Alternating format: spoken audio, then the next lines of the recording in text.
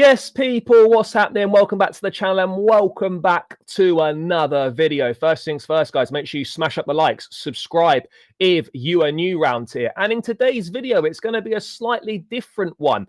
I had the pleasure of being back on Sky Sports News this morning in the UK on the Fan Club show with Tom White and Leanne Sanderson. And we had a conversation about Chelsea, Enzo Maresca, the direction that the club is heading in. I shared my thoughts and I hope you guys enjoy it. We're going to roll the footage into this video. Please let me know your thoughts in the comments, whether you agree or disagree with anything that I had to say. And yeah, guys, I hope you enjoy it. As always, up the Chelsea.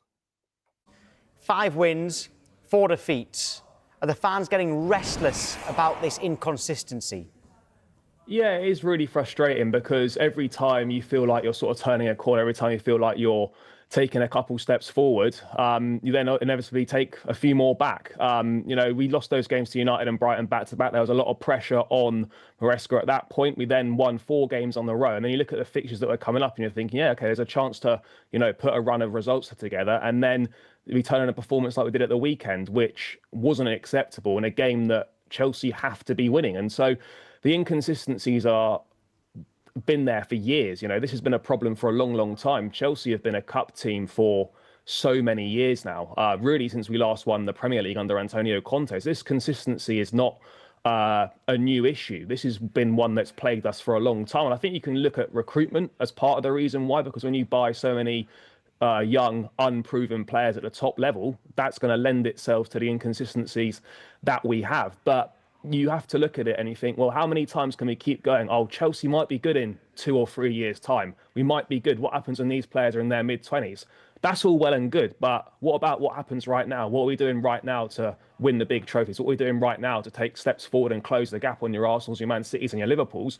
And right now, that is a big head scratcher. So there's an immense frustration with the fans, you know, in terms of what's going on right now with a lack of consistency and just not really sure where we're going. We missed a big opportunity in the summer. You know, you win the Club World Cup, you make a big statement, and then you go and have a transfer window like we did, where you don't sign the required quality, you don't address the positions you need to, and you're sort of thinking, well, where are we going right now as a club? I can't work out whether you are pro-Moresca or anti-Moresca.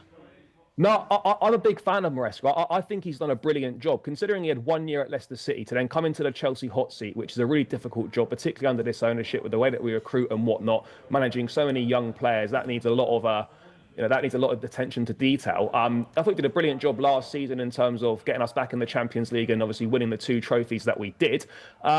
He's learning. He's making mistakes. You know, this is a manager who is in his 3rd season as a top flight coach, and he's learning on the big stage as well, like a lot of the players are. So when you factor those things together, that's not an ideal recipe for getting some sustained level of success. But I think he's done well. He's making mistakes. He's got to do better in certain instances, definitely with those red cards we had in games. You know, he didn't manage those situations well. He subsequently admitted that. So we've got to hope that he learns from his mistakes, because, again, he made a mistake at the weekend taking Josh Achimpong off for Tosin, which led to the winning goal ultimately. So, yeah, I like him, but there's only so much I feel he can do with the tools that he's got at his disposal.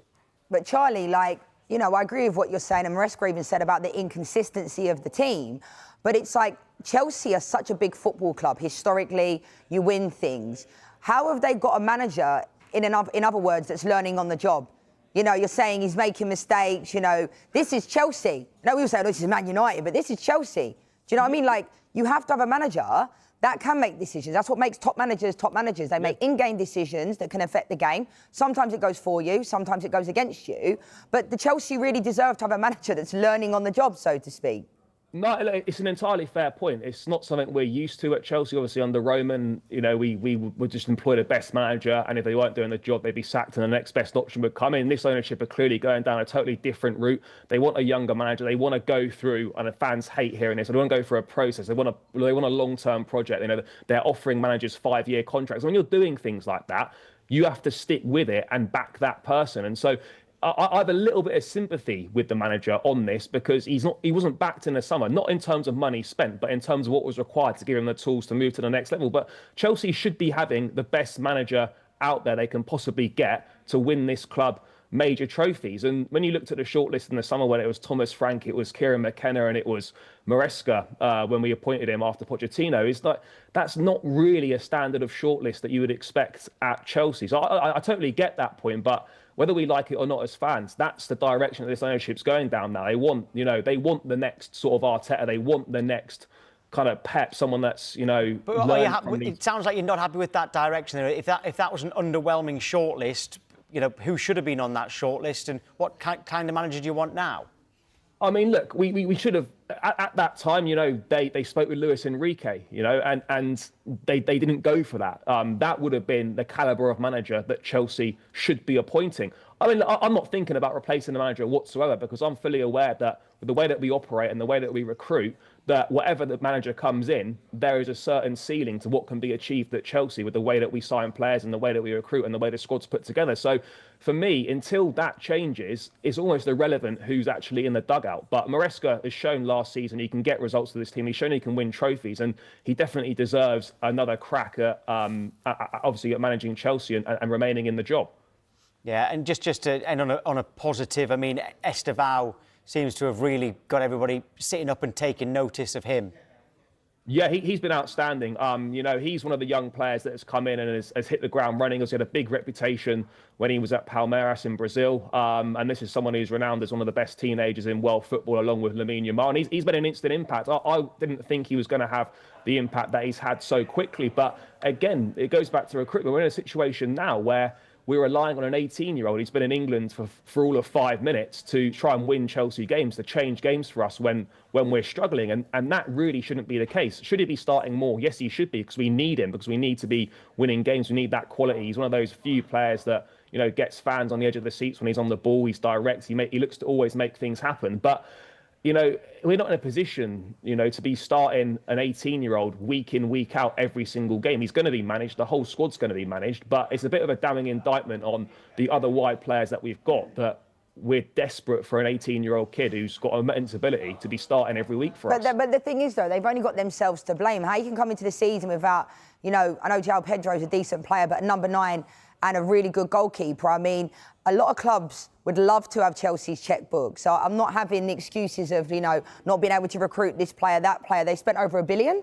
Correct me if I'm wrong. I think they've said centre-back as well in the past. A lot of fans have said centre-back as well. But how can they be in this position with all the money they spent? Yeah, I know. It's not even about... Yeah, exactly. Look, fans aren't moaning about money being spent. The board put their hands in their pockets and they spend money. But it's just been a really poor allocation of funds to not look at the situation at centre-back and think, well, we've lost Levi Colwell. We had a month after we lost Levi Colwell to go and address the centre-back situation. Moresca publicly stated on multiple occasions, I need a new centre-back. They didn't give him one.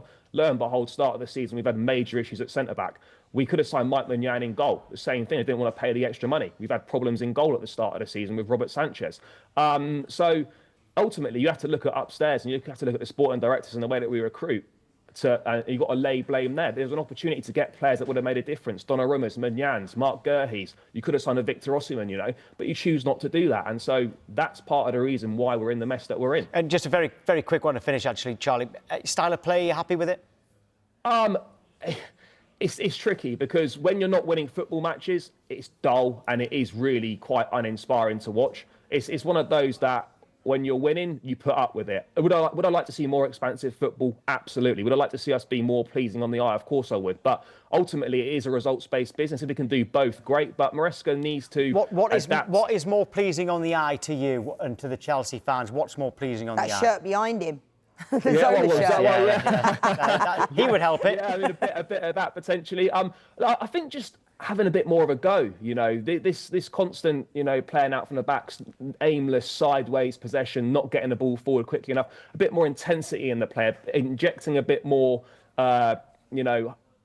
intensity into it as well, and attacking players who actually go. I've got no problem, by the way, with players being direct, trying to take their man on. If they lose the ball, fine, they lose the ball. But at least the intent's there to do it. I'm sick of seeing wide players getting the ball, do a couple step overs, turn round, pass it back. There needs to be more intensity. There needs to be just a bit more desire to try and make things happen right now. And not enough players are doing that. OK, Charlie, thank you. Thanks, Charlie. Thank you, guys. Cheers. Right, we hear from Eddie Howe.